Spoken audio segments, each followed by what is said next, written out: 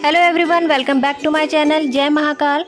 श्रावण मास प्रारंभ हो चुका था। इसी विषय पर मां पार्वती भगवान शिव से वार्तालाप करती हैं। बातों ही बातों में वे भगवान शिव से बोली, प्रभु अगर आप आज्ञा दें तो मैं भक्तों की निस्वार्थ भक्ति की परीक्षा लेने हेतु पृथ्वी लोक पर जाना चाहती हूँ।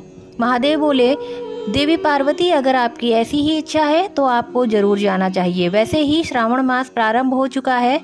यह अति उत्तम समय है भक्तों की परीक्षा लेने के लिए। मुझे आज्ञा दीजिए स्वामी। माँ पार्वती भक्तों की निस्वार्थ भक्ति भावना की परीक्षा लेने के लिए एक छोटी बच्ची का रूप लेकर धरती लोक पर पहुंची। छोटी बच्ची ने एक छोटी सी कावड़ अपने कंधे पर रखी थी और अपने नन्हे नन्हे हाथों से इस कावड़ को पकड़ा हुआ था। माँ पार्वती छोटी बच्ची के रूप में कावड़ को उठाए बम बम भोले बोलती हुई अपने छोटे छोटे कदमों से चलती जा रही थी। आसपास से गुजरने वाले लोग उन्हें देख रहे थे। देखो भाई देखो, यह छोटी बच्ची अपने कंधे पर कितनी छोटी सी कावड़ उठाकर चली रही है। मटकी तो कितनी छोटी है, मुश्किल से एक घूंट पानी ही आया होगा। आजकल सावन मास है ना, तो कावड़ यात्रा प्रारंभ हो गई है। परिवार का कोई सदस्य कावड़ यात्रा पर निकला होगा, तभी यह बच्ची साथ गई होगी। वो पीछे होंगे, बच्ची आगे आ गई होगी। जरूर बच्ची ने ही जिद की होगी तो इस बच्ची को छोटी कावड़ बनाकर दे दी होगी। माता पार्वती आते जाते लोगों की बातें सुन रही थी। अब उनका माया रचने का सही समय आ गया था। वे आते जाते लोगों को रोकने लगी। भैया जी जरा मेरी बात सुनो। बोलो बिटिया, क्या काम है? मुझे जरूरी काम से जाना है, मुझे देर हो रही है। मैं ये कांवड़ लेके जा रही थी, मुझे कुछ देर आराम करना है। क्या आप मेरी कांवड़ थोड़ी देर उठा लेंगे? मैं कुछ देर आराम कर लूँगी। नहीं बिटिया, मेरे पास तो बिल्कुल भी समय नहीं है। तुम ऐसा करो, किसी और को बोल दो। अच्छा, मैं आपसे ये मुफ्त में करने के लिए नहीं कह रही हूँ। इसके बदले मैं आपको 10 सोने के सिक्के दूंगी। व्यक्ति बोला, क्यों मजाक कर रही हो बेटी? तुम इतनी सी छोटी हो, तुम्हारे पास भला सोने के सिक्के कहाँ से आएंगे? मैं झूठ नहीं बोल रही, ये देखो, यह रहे सोने के सिक्के। माँ पार्वती अपने चमत्कार से एक हाथ में 10 सोने के सिक्के उत्पन्न करती हैं। चमचमाते सोने के सिक्कों की चमक से आदमी लालच में आ जाता है। हाँ हाँ, लाओ लाओ, मैं तुम्हारी कावड़ पकड़ लेता हूँ। तुम थोड़ी देर क्या, जितनी देर आराम करना चाहती हो उतनी देर कर लो। अच्छा ठीक है, ये लो, यह पकड़ो।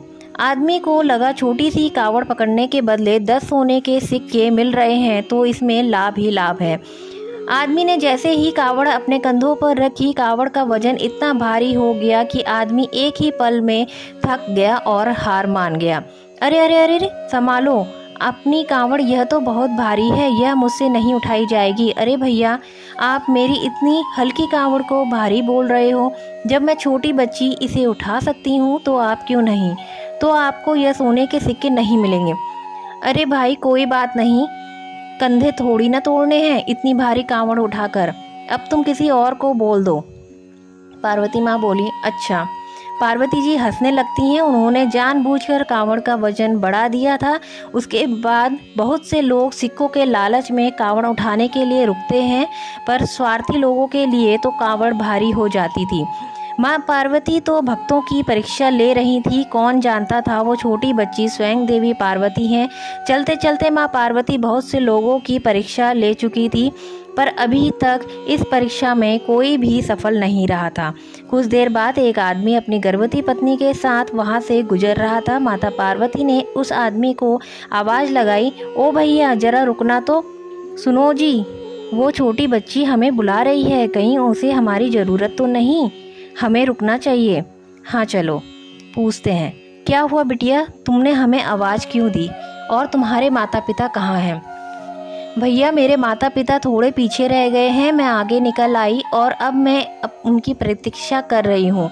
मैं और मेरे माता पिता कावड़ यात्रा पर निकले थे, पर चलते चलते मैं बहुत थक गई हूँ। मैं अपनी कावड़ को ज़मीन पर नहीं रख सकती। पिताजी ने कहा था इसे कंधे पर ही रखना होता है। अगर कुछ देर तुम मेरी कावड़ को अपने कंधे पर रख लो तो मैं थोड़ी देर विश्राम कर लूँगी, तब तक मेरे माता पिता भी आ जाएंगे। कितनी मासूम बच्ची है। हाँ हाँ बिटिया, क्यों नहीं, मैं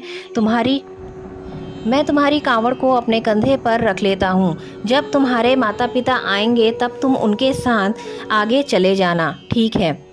आदमी अपनी औरत से बोलता है, तुम भी कुछ देर बैठ जाओ, तुम भी थोड़ा आराम कर लो। हाँ हाँ चलो बिटिया, हम भी वहाँ थोड़ी देर बैठते हैं और कांवड़ की बिल्कुल चिंता मत करो, मेरे पति तुम्हारी कांवड़ को कुछ देर अपने कंधे पर रख लेंगे। पर क्या आपको इसके बदले मुझसे कुछ नहीं चाहिए? आप मेरे ये काम मुफ्त में ही कर दोगे? अरे बिटिया, भगवान भोलेनाथ के लिए भला पैसे मैं कैसे ले सकता हूँ? और तुम भी फिर इतनी प्यारी सी छोटी सी बच्ची हो, तुम्हारे पैसे लेकर मैं भगवान भोलेनाथ को क्या मुँह दिखाऊंगा? भगवान भोलेनाथ का कार्य क्या मैं पैसों के लिए करूँगा? हमें कुछ नहीं चाहिए बिटिया, तुम आराम से बैठो। तभी वहाँ से गुजरने वाले आदमी ने आवाज़ लगाई, किशन, ओ किशन। अरे भैया, ये जो बच्ची कांवड़ उठाकर चल रही है ना, उसकी कांवड़ कोई भी हाथ में नहीं उठा पा रहा है, क्योंकि इसकी कांवड़ का वजन बहुत भारी है। भैया, ये तो हमसे भी नहीं उठी, तो तुम भला कैसे अपने कंधों पे उठा पाओगे? बदले में ये बच्ची हमें सोने के सिक्के भी दे रही थी। अब कावड़ ही नहीं उठा पाया तो हाथ में सोने के सिक्के भी चले गए। मेरा काम तुम्हें बताना था। कावड़ उठाकर के मेरा कंधा दर्द हो गया। अब थोड़ी देर आराम करके अपने घर जा रहा हूँ, बाकी तुम्हारी मर्जी। हाँ, ये सच है, मैंने आपको और सबको यही कहा था, 10 सिक्के सोने के दूंगी अगर आप मेरी यह कावड़ उठा लोगे। मैं आपको भी दूंगी। नहीं नहीं बिटिया, मुझे कुछ नहीं चाहिए, मैं तो बस भोलेनाथ के कार्य में सेवा दे रहा हूँ और सेवा का कोई मूल्य नहीं होता। किशन की बातें सुनकर माता पार्वती बहुत प्रसन्न होती हैं और कांवड़ का भार हल्का हो जाता है। किशन कांवड़ को उठा लेता है और माता पार्वती अपने रूप में आ जाती हैं। किशन और राधा माता पार्वती को देखकर हैरान रह जाते हैं। माता पार्वती, आप और एक बच्ची के रूप में कांवड़ यात्रा पर? हाँ किशन, मैं भक्तों की परीक्षा लेने के लिए धरती पर आई थी। मैं तुम्हारी निस्वार्थ भक्ति देखकर मैं बहुत प्रसन्न हूँ। मैं चाहती हूँ तुम इस कांवड़ यात्रा को तुम पूरा करो और यात्रा करने से तुम्हारे जीवन में सारे दुख दर्द दूर हो जाएंगे और तुम्हारे जीवन में खुशियों का आगमन होगा। भगवान भोलेनाथ के साथ साथ मेरा आशीर्वाद भी तुम पर सदैव बना रहेगा। जाओ किशन, इस कांवड़ यात्रा को पूरा करो। मेरी कृपा से तुम्हें मार्ग में कोई कष्ट नहीं होगा। किशन और राधा को आशीर्वाद देकर माँ पार्वती अंतर्ध्यान हो गई और भगवान शिव के पास कैलाश लौट आती हैं। भगवान शिव भी कैलाश पर बैठे माँ पार्वती की इस पूरी लीला को देख रहे थे। किशन राधा को घर भेज देता है और वहीं से कांवड़ यात्रा को पूरा करने के लिए चला जाता है।